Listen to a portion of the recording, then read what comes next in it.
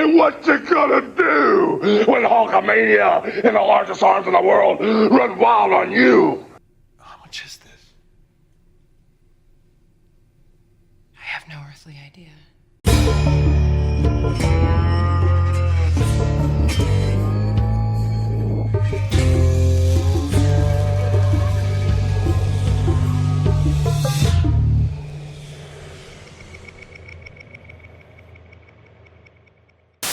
There's a guy that keeps appearing on my stream. His name is Chill Murray. All right. Chill Murray spends his whole day talking about Phil. Oh, excuse me, I just took a dab. Yo, what up? It's your boy. I gotta rush this video out. I'm trying to shit it out at the speed of sound before I go to work. I got home from work last night and I was gonna make a video, but I was dead ass tired. I'm doing all this prep for St. Patty's Day, and we ordered like 2,000 pounds of corned beef. So I have to sit here and cook 400 pounds a day, amongst all the other shit I have to do at work. Alright, Phil, he's high on the copium, bro. I'm trying to tell you, he's overdosing on it. It's seeping out his pores. He wanted to talk on the Level 1 podcast, bro. He wanted to sit here. It's weird. He's trying to act like he is Jesus Christ of streaming. Phil died so everybody else can be a successful YouTuber, you know? He sacrificed the potential E-fame he could have had to sit here and beg for tips, bro. He's he pretty much attacks everybody else. You know, everybody else is boring because they don't beg for tips like me, Snort. They have ads and I don't, even though he does have ads. Being the hypocrite little pig, high on the copium. Sorry, I gotta jump in and let's jump out of this. And then we'll be streaming in the Bacon Social Club tonight. So yeah, let's get into it, my friends. Chocolate Fuzz says, you say sometimes watching the old DSP makes you cringe, and it was all toilet humor, etc. Actually, that's not what I say. I say it was all sexual humor, racial humor, and things that, by today's standards, is pretty unacceptable. For me personally, I'm almost 30. I still watch your early playthroughs and I crack up. There's something about early DSP I feel was like lightning in a bottle. I honestly sometimes miss that, and I love the way you are now, but I don't think the older stuff was bad. I love it dearly. Again, I agree with you, but the thing is you have to change with the times. You have to.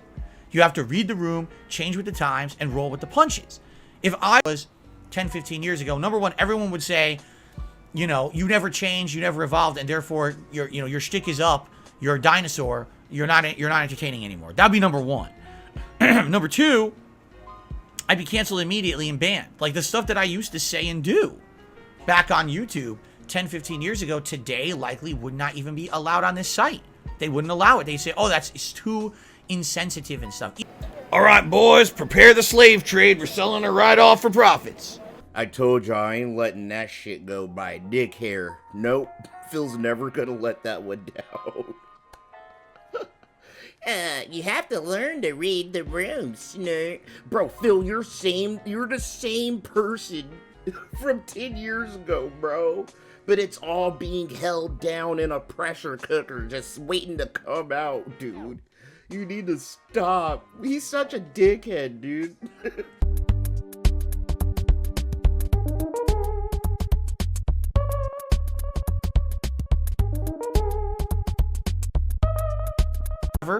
Right? Unless you were outright being actually purposefully racist or sexist, you know, humor was allowed. Any kind of joking nature was allowed. And the fact that, you know, I told everyone back then, I was an equal opportunity offender. Meaning, hey, you can offend me in my own race. You can make fun of white people. You can make fun, I'm mostly Italian. Make fun of the Italian heritage. I don't care. I'll laugh with it and I'll roll with those punches. Shut the hell up, Phil. Ain't nobody making fun of Italian people. This isn't the 1930s, bro. Oh my God. What a little victim, dude. I'm sorry. Like, I can't tell an Italian person from someone from Scandinavia, homie. Shit. Equal opportunity as well. Everyone could get razzed, basically, in my content. Everyone's gonna get it. Everyone did really get it at some point. No one was immune to it, you know what I'm saying? And back then, no one took offense. The height of my popularity was when I was the most offensive. That's the truth. At the height of my popularity was when I was the most offensive. And then, you know, over the years, everyone yelled at me, oh, you're too offensive. You got to dial it down. You got to realize that things are changing with culture and everything. You got to change. No, that's not what happened, dude. All right? What happened was Phil was being very bro. Phil would just call people the F word. Like, dude, Phil would go hard in the paint, especially on Twitch. I'll never forget him playing PUBG and stuff like that. He was always calling people, you know, stationary for gay people word. And dude, Twitch had to slap this guy on the hand a few times, and Phil, it wasn't his fans. Dude, we've all been yelling at this guy for years to change, and he refused. He thinks we're retarded, because, you know, we're not content creators. We're not big YouTubers. So we're invalid, bro. But he sure listened to Twitch and Mama Susan when they slap him on the hand, you know? Changes and then goes in this cycle of back and forth and back and forth. All right? Just because things are a certain way 10 years ago doesn't mean things will be the same way today. Doesn't mean they'll be the same way in another 10 years. Things definitely change over time. And the most extreme swings happen when it swings so extremely to the other side as well. Right now, we are absolutely in an extreme swing situation where all of media companies, entertainment companies, seem to all want to be going towards one way. And you guys know I'm not political. I'm not political. Proceeds to be political. But he's a fence sitter. You guys know me. I'm kind of in the middle of everything. And I almost feel like I'm an outside observer. Because I don't think that the extremes either way are correct. Okay? But I see, you know, 10 plus years ago on YouTube, things were very much one way. Then all of a sudden, the culture of the world decided to change. And now we're all the way the other way. And now you've got, because what's funny is, can I really be honest now? Because now you're going to like this one. I'm sorry, but I feel that the vast majority of people that people find entertaining today are bland. They're boring. They are talking heads being paid to give you an opinion on something. They are not people being honest with you. They are paid advertisements. Those are the popular people today. But they're boring. They're like dry toast, right? Interesting. But yet they're the top people. How do these people have millions of subscribers on YouTube, tens of thousands of viewers on Twitch? You watch their content, it puts you right to sleep. But that's who's on top, and they stay on top. Why do you think they stay on top? Right? Why do you think they get the promotion? They get all the opportunities. They're getting all the money. Take a wild guess.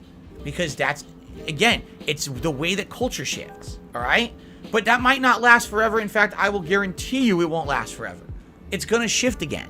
That's how culture goes. It goes back and forth, then back and forth. So right now we're all the way over here, and then eventually we're going to go all the way back here, and then sometimes we'll be in the middle. And that's when you got to kind of read the room and understand what's going on. Okay?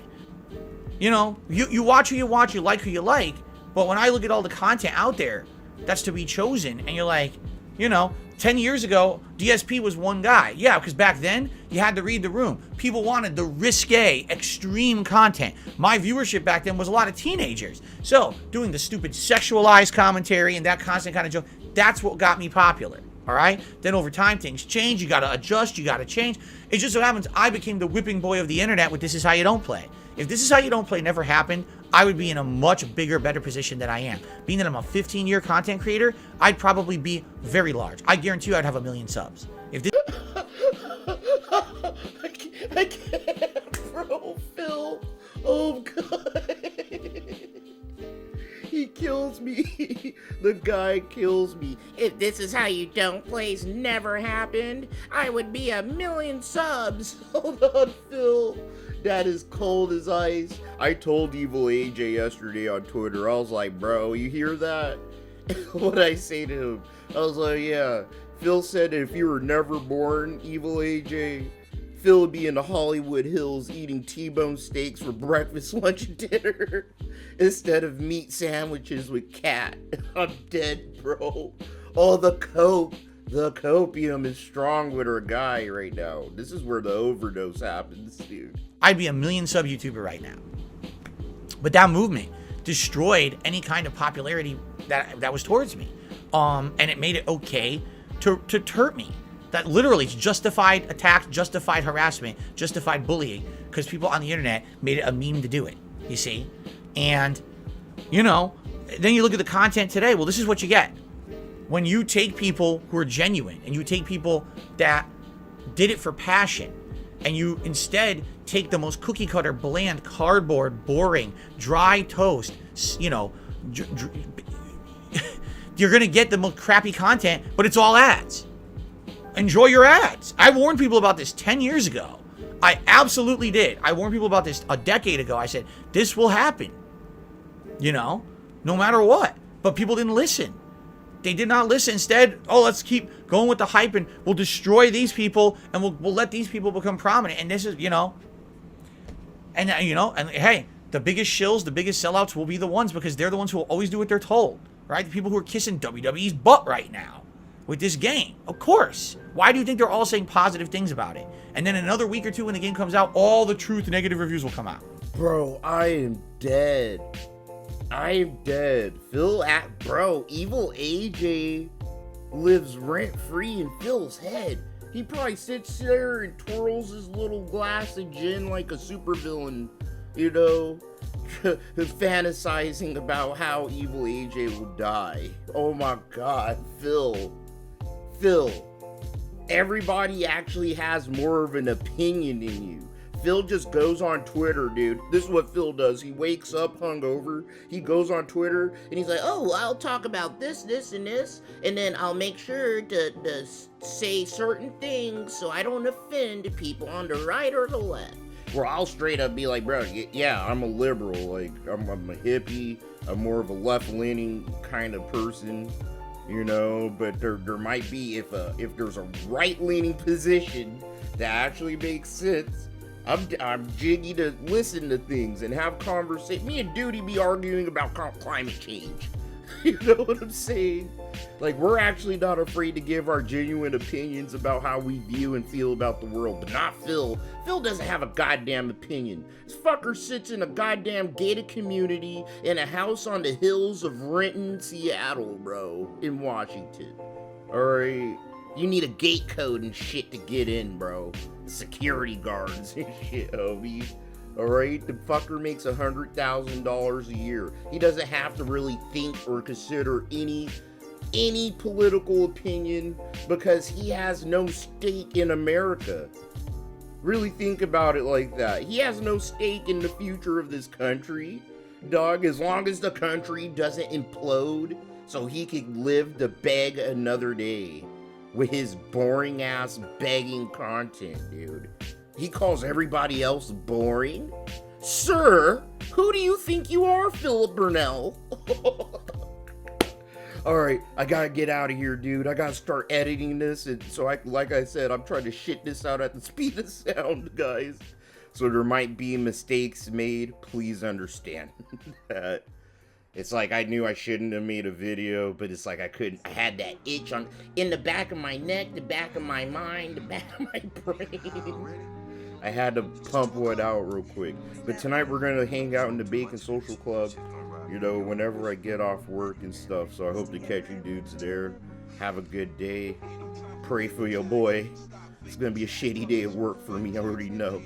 I'm looking at a very shitty day in my future. But, you know, it's gonna be chill once we're kicking it, I guess. So, alright, love you fools. Peace. Phil's a joke, Phil's a clown. Fucking loser. Phil's this, Phil's that. He's a loco. Phil's a beggar. Phil's a beggar. Phil's a joke, Phil's a clown. Phil's this, Phil's that. Always going broke. Phil's a beggar. He's a loco. Phil's a beggar. If you think that someone who has to live day to day on tips and shit is funny. Oh, so hilarious that this guy has stuff financially tight. Ha ha ha ha ha. No, it's not fucking funny. Now shut up. Phil's a joke, Phil's a clown. Phil's this, Phil's that. He's a local. Phil's a beggar. Begging. Phil's a beggar. Phil's a joke, Phil's a clown. Always going broke. Phil's this, Phil's that. He's a local. Phil's a beggar. He's a local. Phil's a beggar. That's not begging. Okay, I'll be honest, it makes me nervous because I've noticed recently there's actually been an uptick in super chats, which is great. It helps the channel long term, and certainly I'm not being ungrateful, and if that's the only way that you can contribute